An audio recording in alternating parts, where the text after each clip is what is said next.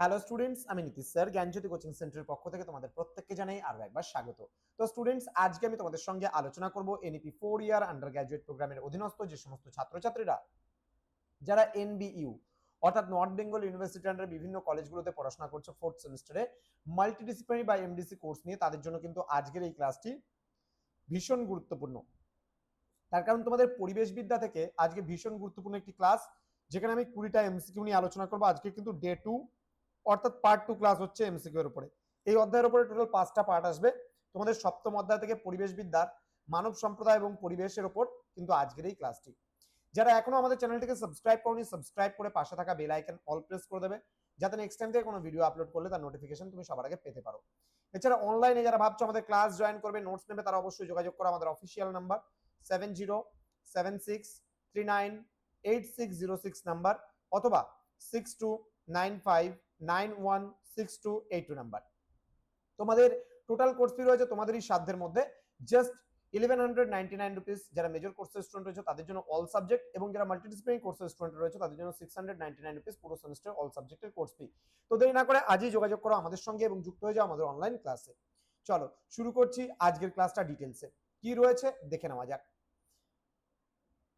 Part 2 video 20-21 number থেকে কিন্তু আজকে হবে ধারাবাহিকভাবে ক্লাসটা।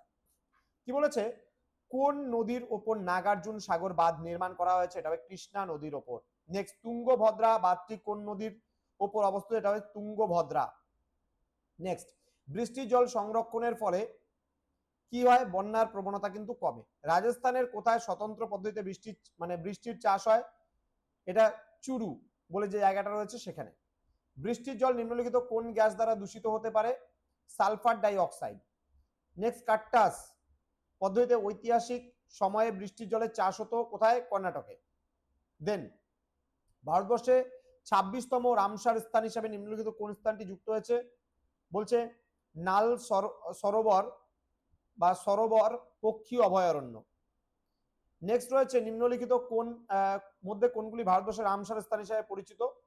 এটা কিন্তু 2, 3, 4 মানে উলার লেক হবে, পয়েন্ট ক্যালিমেয়ার হবে এবং শো মুরারি হবে, এগুলো। হ্যাঁ, নেক্সট, রামসার সম্মেলন সম্পর্কিত কিসের সাথে? জলাভূমি সংরক্ষণের সাথে সম্পর্কিত। নিম্নলিখিতগুলির মধ্যে পৃথিবীর সর্ববৃহৎ জলাভূমি কোনটি?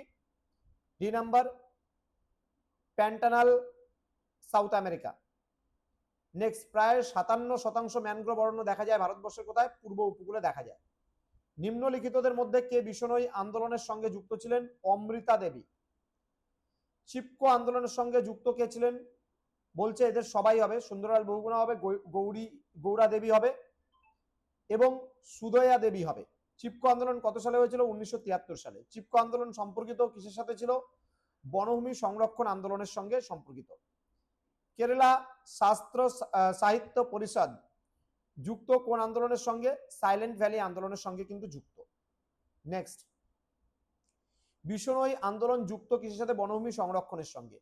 দেন, বিষ্ণোই আন্দোলনে নেতৃত্ব কে দিয়েছিল? অমৃতা দেবী।